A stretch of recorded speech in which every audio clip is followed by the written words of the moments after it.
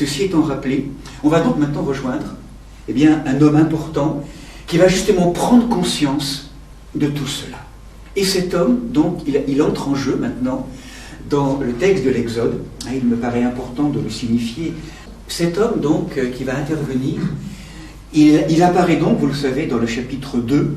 Alors, au moment, vous le savez, où il y avait une stratégie pour limiter la croissance et la naissance en invitant à faire disparaître tous les premiers-nés mâles, donc l'ordre qui avait été donné aux accoucheuses égyptiennes.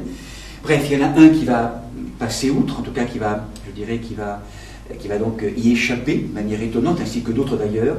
Mais en tout cas, donc, va apparaître un homme donc, de la maison de Lévi, qui va donc, son épouse, ensemble, ils vont concevoir et enfanter un fils, voyant combien il était beau, donc comment il était, cette qualité intéressante dans le texte, cette beauté à la fois extérieure mais aussi signe d'une beauté intérieure, elle le dissimula pendant 3 mois, et puis rappelez-vous, elle va le mettre dans une petite coque de noix, en fait, une petite étoupe, une petite corbeille de papyrus avec du bitume, bref, et donc elle va le laisser migrer ou flotter sur les bords, sur les fleuves du Nil. Et rappelez-vous donc ce moment où la fille de Pharaon, à travers toute une stratégie, une aventure que vous connaissez, va donc prendre en main cet enfant.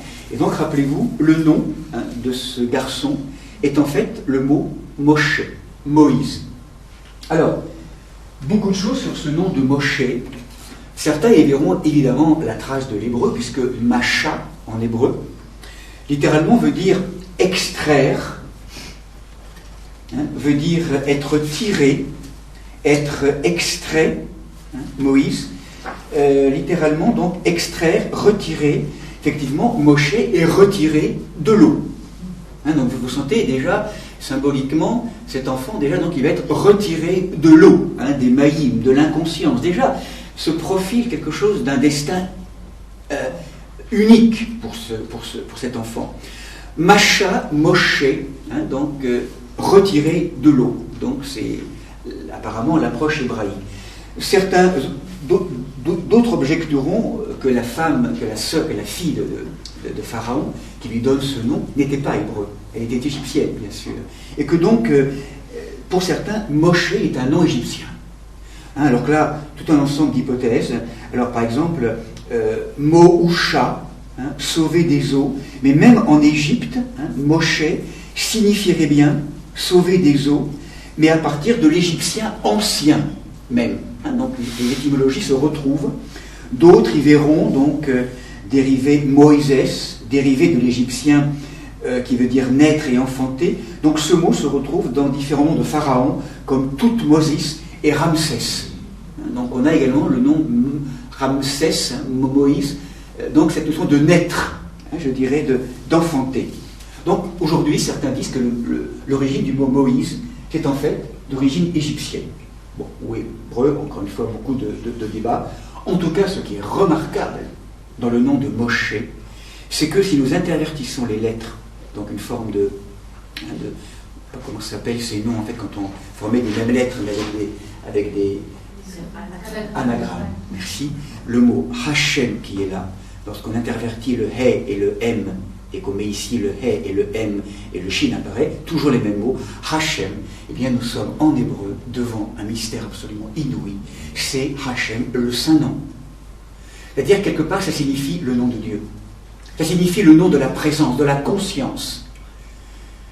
Et c'est ainsi que pour certains, très vite, à travers ce nom qui est donné, parce que c'est un nom unique, qu'on ne va pas voir apparaître par ailleurs dans la Bible, c'est un nom qui était absolument, qu'on retrouve une seule fois dans la Bible, Moshe, Hachem, certains considèrent que c'est vraiment cette humanité, cette personne, c'est aussi une présence, un archétype qui signifie l'éveil du Shem, du nom, de la conscience au cœur de l'inconscience des eaux.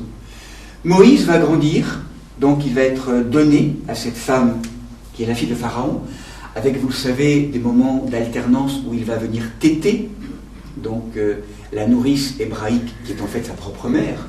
Donc on peut dire que Moïse va grandir nourri par 2 mamelles, la mamelle du peuple hébreu et la mamelle du peuple égyptien.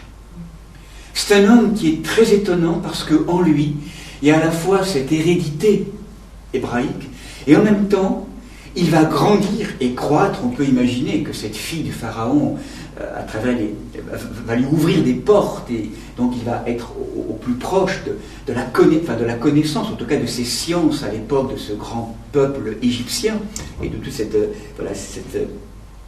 art, cette culture égyptienne tellement fondatrice. Donc Moïse va grandir à la mamelle de ces deux peuples. Et en lui, on peut imaginer que se mettre à la place de Moïse, lorsqu'à la fois il fait partie de ce peuple d'oppresseurs, qu'en même temps dans son sang il ne peut pas ne pas voir combien ses frères et sœurs hébreux sont maltraités au quotidien, qu'est-ce qui se vit en lui? C'est un être sans doute qui va grandir déchiré, même si après il peut, je dirais, croître, mais il va grandir une espèce de déchirure, de blessure profonde qu'il porte, entre d'un côté, il appartient génétiquement à ce peuple hébreu, d'opprimé, et en même temps, il croit et il est bienvenu, et il est tellement aimé au cœur de ce peuple d'oppresseurs, dans cette royauté, cette grâce qu'il fait. Qu'est-ce qui se passe en lui? Et là, vous le sentez, oppresseur, opprimé, oppresseur, opprimé. Il est vraiment dans quelque chose où en lui se vit de manière paroxysmique ce drame à la fois du maître par rapport à l'esclave et en même temps de l'esclave par rapport au maître. Il est cisaillé, c'est une grande question pour lui, fondatrice. Ce thème de l'esclavage, ce thème de l'oppression, ce thème de qu'est-ce que c'est que la relation normale, qu'est-ce que c'est que... Il y a sans doute en lui quelque chose d'une intelligence autour d'une question fondatrice, qui l'habite dès le départ. Et arrive un moment, vous le savez, très important, comme la vie nous met en face d'une situation souvent dramatique, où là, vous le savez, au cœur d'un moment important, où il va voir un Égyptien maltraiter un frère hébreu, c'est comme si en lui, si vous voulez, va-t-il prendre la posture de l'Égyptien en admettant ou en acceptant cet acte de maltraitance, ou au contraire, l'hébreu, je dirais, pour lui, c'est plus fort que tout, c'est la chair qui parle, il tue l'Égyptien. Il prend un couteau, et devant cette violence tyrannique, il n'en peut plus, il tue l'Égyptien. Il tue l'Égyptien, et vous le savez que tout ça va le mettre à mal, parce que Pharaon va le découvrir, va l'entendre, et donc là, il est menacé de mort. Et à travers cet acte, eh bien, il est obligé de fuir la fuite de Moïse, de Moshe, en terre de Madian. Et donc là, vous savez qu'il va vivre une vie donc exilée, d'exil, fugitif, en terre étrangère, où il va rencontrer une femme, Sipora, qui est l'une des filles de Jéthro.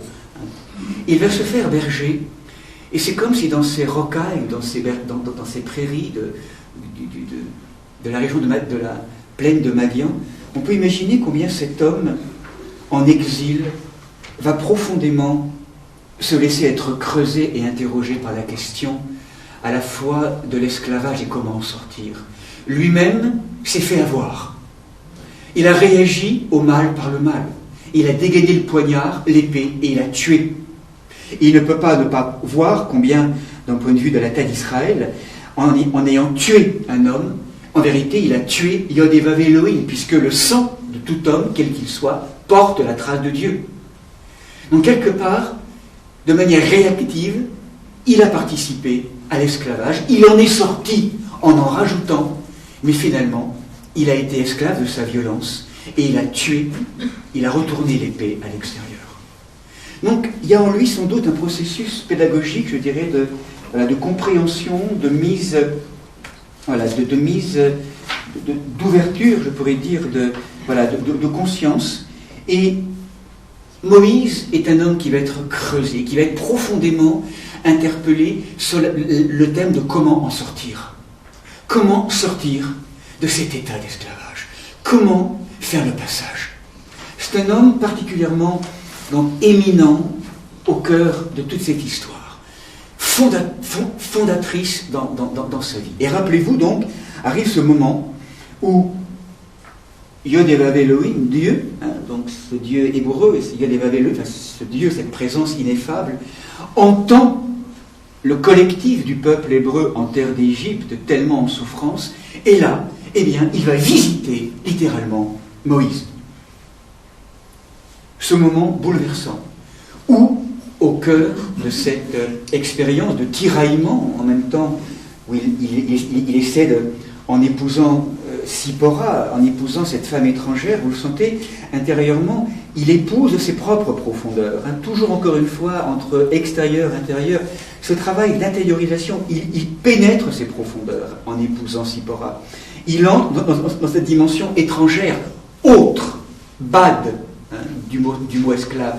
Cette dimension autre qu'il veut rechercher, cette dimension autre va se manifester à lui sous forme de l'expérience du buisson ardent.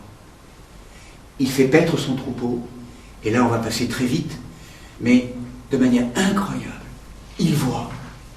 Il lui est donné de voir l'au-dedans de toute chose, et à travers le buisson, eh bien, il entend la flamme, l'incandescence d'une présence qui se nomme, qui le nomme, qui lui parle. Certains diront que si Moshe voit le buisson à l'extérieur, c'est qu'il est devenu le buisson à l'intérieur. C'est qu'il y a un moment d'éveil, d'illumination.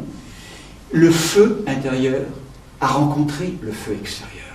Il voit dans le dedans des choses, et vous savez combien donc désormais, à travers cette dimension de ce nom, en tout cas de cette présence, d'abord qui va lui être signifiée par une présence brûlante et incandescente, va lui être révélé après le nom de Dieu lui-même.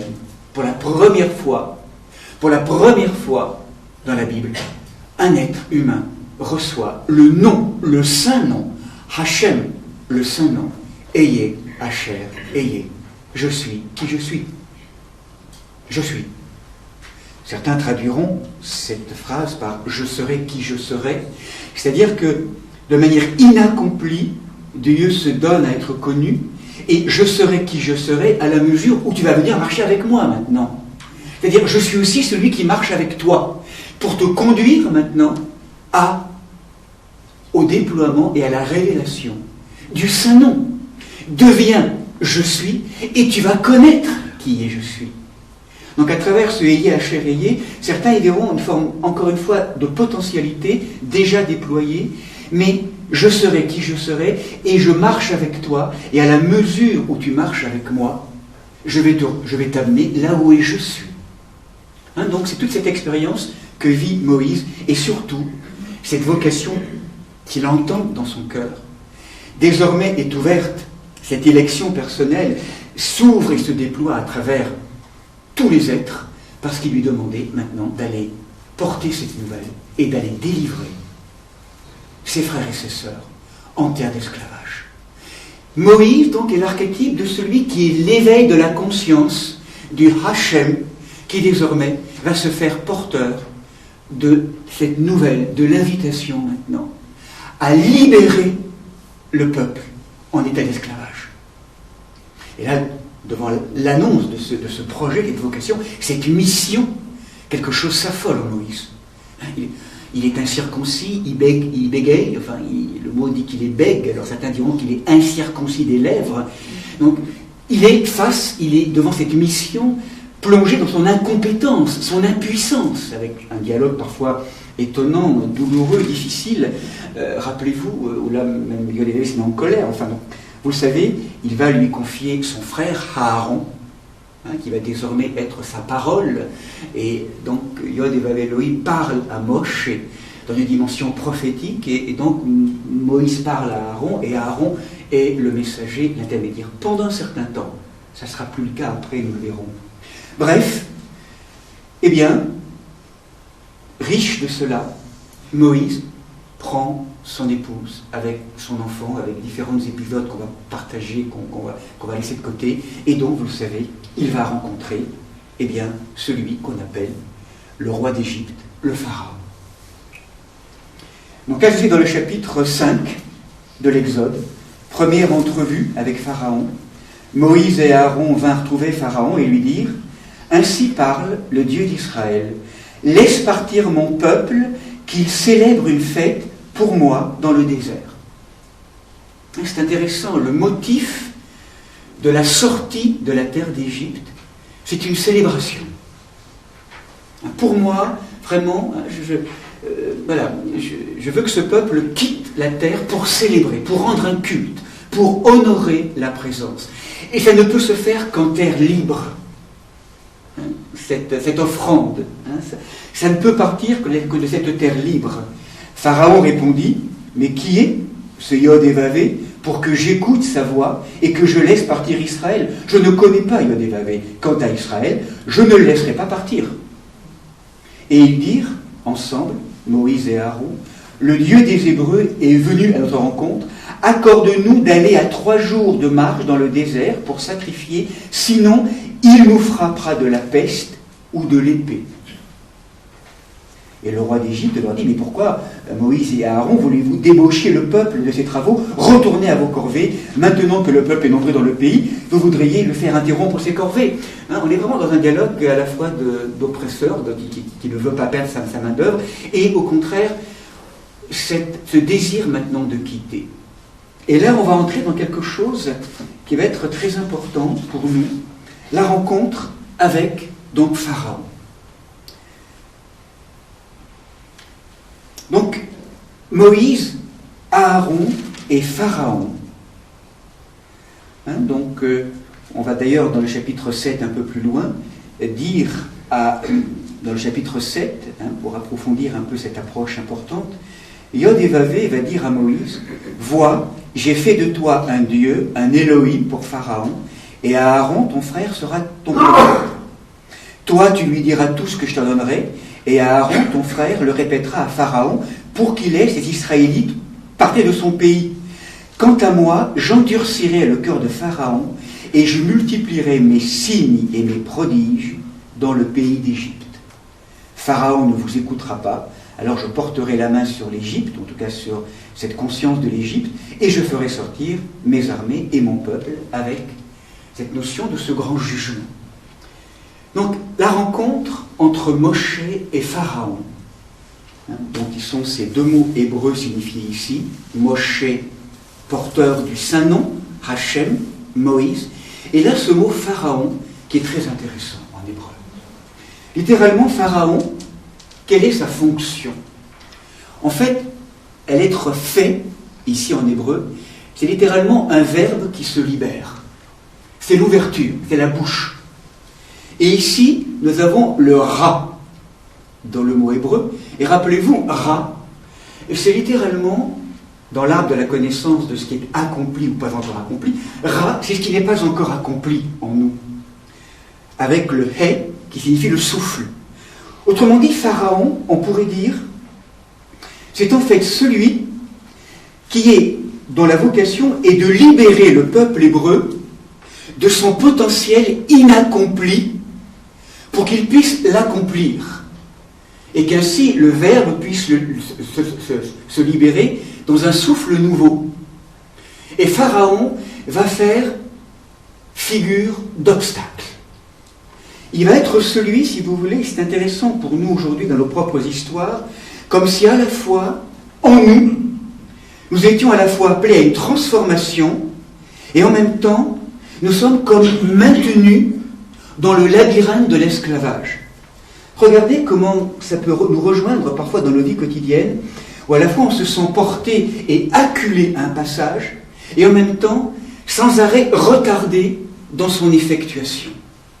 Nous sommes comme l'espace, nous sommes à la fois construits pour la liberté, et en même temps retenus prisonniers. C'est comme si l'homme, d'un point de vue profond, était l'espace de 2 forces antagonistes, et qui cependant sont concertées, parce que l'une fait résistance à l'autre, pour que cet autre se développe, et développe la totalité de sa mesure. En nous, il y a cette ambiguïté, à la fois j'y vais et j'y vais pas, je ne sais pas comment dire. Et ça, c'est vraiment une intelligence pédagogique, inhérente à l'histoire. Pourquoi? Parce que l'homme est porteur finalement d'une dimension autre, mais c'est comme si l'objet de la terre de liberté, si elle était atteinte trop vite, elle ne pourrait pas être assumée. Et c'est ainsi que dans la pédagogie, dans la lecture qu'en fait quelqu'un comme, je dirais, comme Annick de Souzenel, en fait, c'est une tension, un antagonisme. Regardez comment parfois dans nos vies, dans nos épreuves, on rencontre l'obstacle, puis après on a l'impression qu'on est renvoyé à nous-mêmes, puis après ça va se libérer, puis on va revoir l'obstacle, la situation à un autre degré, pour qu'à chaque fois on est bloqué ou retardé.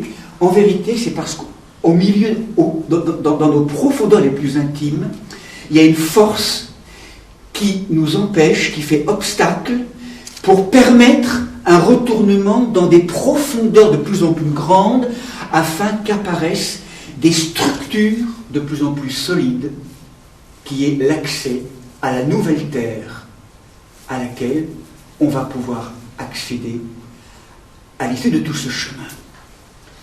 Mais j'aime beaucoup dans le Cantique des Cantiques cette petite phrase qui régulièrement va revenir: n'éveillez pas, ne réveillez pas l'amour avant qu'il ne le veuille. Il y a un rythme. Il y a un rythme de la conscience, il y a un rythme de l'amour, il y a un rythme de la vie dans nos profondeurs. Le Seigneur sait exactement dans ce rythme comment à la fois il va se donner et nous inviter à vivre ce moment et cet élan, il est tellement important, et en même temps, il va aussi comme endurcir ou faire comme créer un obstacle à l'extérieur qui en vérité est pédagogique d'un point de vue de la croissance de notre intériorité. Et finalement, le mot de Pharaon est intéressant parce que dans son nom, avec les mêmes lettres, il nous invite. Il y a le mot Aphar qui est là. Dans le mot Pharaon, il y a le mot Aphar. Et Aphar, qu'est-ce que c'est? C'était la poussière. La poussière, qu'est-ce que c'est que cette poussière? Cette poussière, c'est cette poussière d'inaccomplissement qui nous habite. Autrement dit, Pharaon nous invite à nous retourner sans arrêt vers notre poussière intérieure, notre multiplicité intérieure. Retourne-toi. En fait, la rencontre avec Pharaon va sans arrêt être un moment où on voudrait vraiment se libérer. Quelque chose fait obstacle, ça nous oblige à encore plus plonger dans les profondeurs. Le risque, vous le savez à chaque fois, au cœur de l'épreuve, c'est la plainte, c'est de considérer que ce n'est pas ma faute, que c'est la faute des autres, le complot extérieur, un peu parano. Bien sûr que ça passe par un complot extérieur, toujours, ça c'est vrai. Mais la lecture superficielle serait de ne s'attacher qu'à cela, en oubliant qu'en vérité toute la situation est au service d'une obligation de conversion et de retournement. Et apprendre cette maturité psychologique et spirituelle, c'est cesser de regarder à l'extérieur et de sans arrêt essayer de comprendre pourquoi ça se passe à l'extérieur. En vérité, peu importe à l'extérieur ce qui se passe. Oui, quand même, un minimum. Mais en vérité, l'histoire, c'est comment se retourner vers l'intériorité. Tant qu'on continue à être comme ça, on participe, on va le voir, au climat de l'Égyptien. Alors, bien sûr qu'il y a une juste mesure, il y a une forme de lucidité, mais attention à ne pas trop se perdre dans toutes ces logiques extérieures. Et malheureusement, on le sait bien, dans toutes nos expériences à la fois personnelles, familiales, communautaires, c'est ce qui fait que ça parasite. Sans arrêt, on interprète, chacun étant toujours en train de... On oublie complètement où la force serait vraiment de revenir dans cette intériorité. Ô combien! En tout cas, c'est cette conscience de maturité spirituelle. Sinon, on reste dans l'immaturité. Donc, il y a toute cette notion de ce travail. Donc, et finalement, ce qu'on va donc appréhender à partir de cette deuxième heure, dont encore quelques minutes, mais eh bien, tout le processus de ces dits, vous avez vu qu'à aucun moment le mot plaid est prononcé, mais dans le mot hébreu, il y a littéralement le mot signe, qui est le mot en hébreu ototai. Ototai, donc c'est otot en hébreu. Otot, ot, c'est le signe, otot, et mofet ou moftai sont les prodiges. En vérité, ce que nous avons globalement nommé comme étant les 10 plaies, c'est une erreur au niveau sémantique. On va le voir, seule la 10e plaie, seule la 10e expérience est une plaie, mais au départ, il s'agit de 9 prodiges. 9 signes qui vont être sans arrêt dans une forme d'interpellation de notre histoire entre l'extérieur et l'intérieur. Et donc, ce qu'on appelle ces 10 étapes, ces 10 prodiges, eh bien, c'est en fait la description d'un lent processus de retournement qui va nous inviter à pénétrer, je dirais, dans le plus intime profondeur. Effectivement, pour accomplir cette première partie de chemin, il nous est donné un instrument très important pour accomplir ce travail de retournement. Je ne suis pas venu apporter la paix, mais l'épée.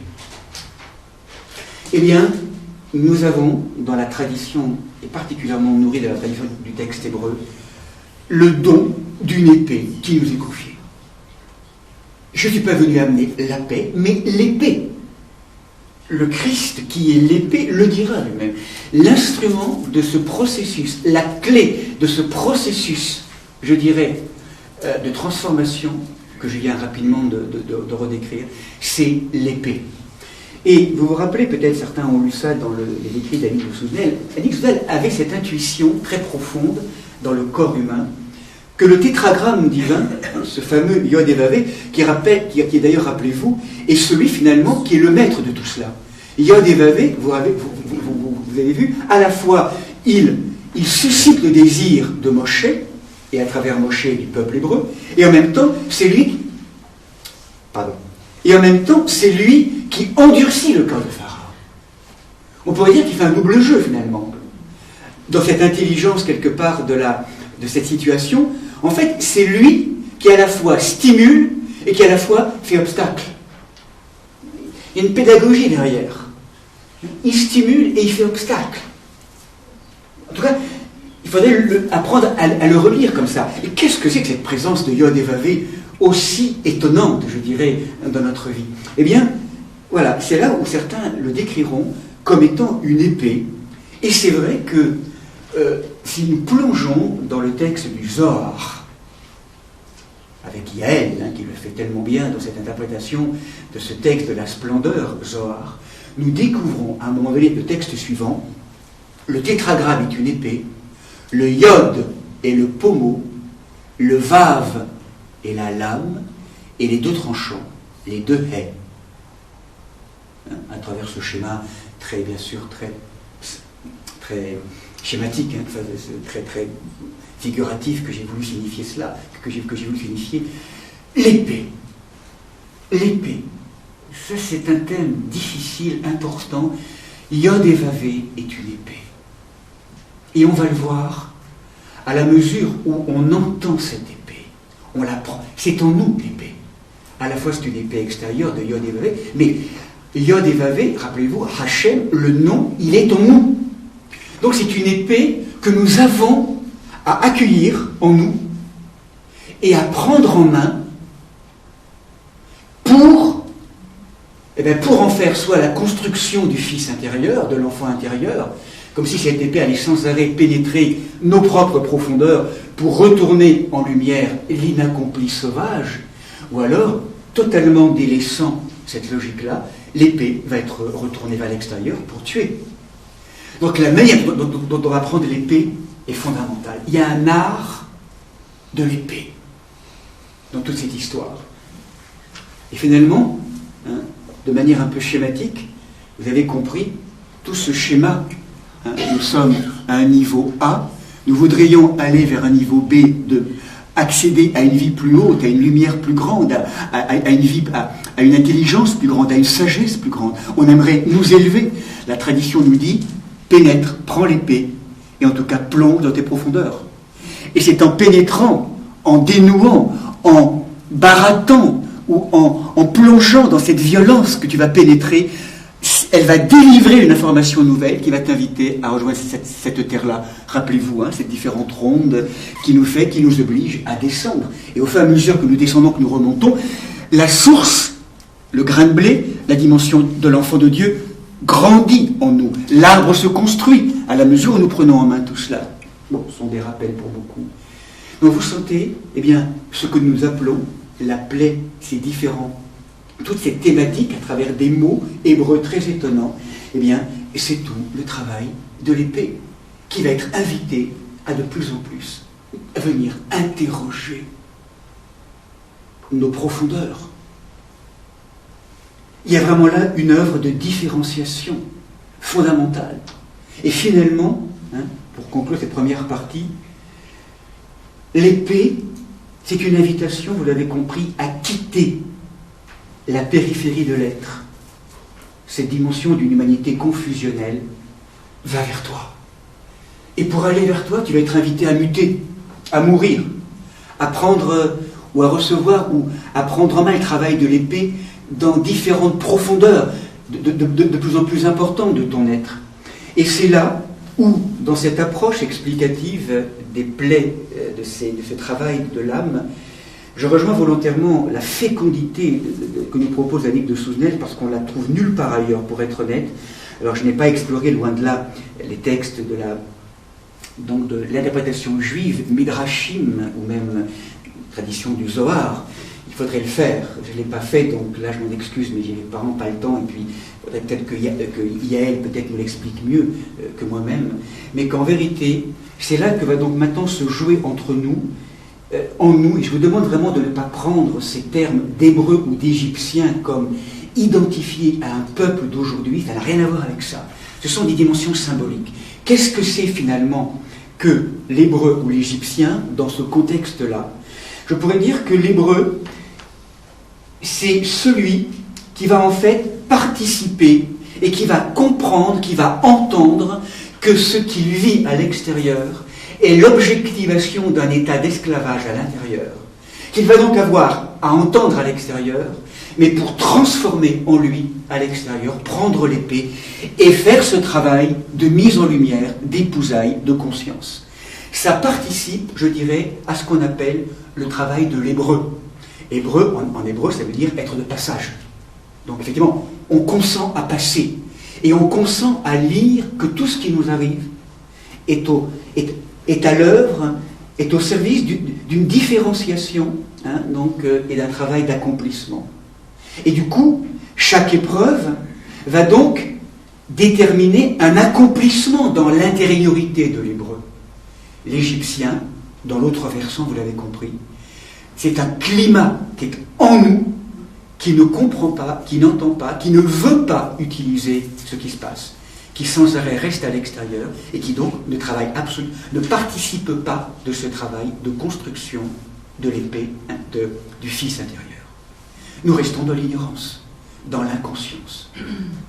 Et nous proposons des paroles extérieures qui peuvent paraître des paroles de bonne conscience, peut-être animées par des bons sentiments, des belles émotions, mais qui restent complètement dans le domaine extérieur. Ça ne participe pas du travail, de la construction intérieure. Donc c'est tout ce chemin, et du coup l'Égyptien de manière un peu archétypale, chaque épreuve pour lui va être une douleur, quelque chose qui va être subi de manière très douloureuse. Il ne va pas comprendre, ça va toujours la faute des autres, il va toujours avoir une forme d'ignorance, d'inconscience. Et le travail, justement, c'est vraiment la mise en lumière. C'est-à-dire que le travail de l'hébreu, c'est effectivement de voir peut-être quelle peut être la responsabilité de l'autre. Mais en même temps que l'autre, s'il agit comme ça, c'est qu'en vérité, il est au service, malgré lui, de force, pour nous inviter à travailler, à la fois de manière personnelle et de manière collective. Donc il y a toute une pédagogie qui est là, et finalement, donc, à chaque fois, donc, la dimension de l'hébreu archétypal, il y aura une ouverture de conscience, et on va donc les préparer pour cette sortie. Finalement, c'est intéressant, de 1 à 9, on a 9 mois de gestation. C'est comme si quelque part ces prodiges, ces signes correspondent à, je dirais, à un moment, un travail de structuration, de mise en place d'une terre. Et le 10e mois, on pourrait dire pour nous, c'est la sortie. La 10e. Mais il y a 9 étapes, 9 moments, où à chaque fois, et si à chaque épreuve, rappelez-vous, Dieu durcit le corps de Pharaon, c'est qu'en fait, Israël doit acquérir la force pour naître. Il faut que le fœtus soit viable. Et que s'il était expulsé dès le premier signe, elle ne serait pas viable. C'est toute une pédagogie donc, qu'il y a là derrière. Donc, logique de mort, logique de vie, c'est ce qu'on va donc maintenant approfondir dans la deuxième partie. Chaque épreuve est un chemin de croissance pour l'hébreu intérieur. Chaque épreuve est un lieu d'enfermement, ou je dirais de révolte, d'incompréhension pour l'Égyptien intérieur. Et encore une fois, ils vivent, on le comprend bien, en chacun d'entre eux.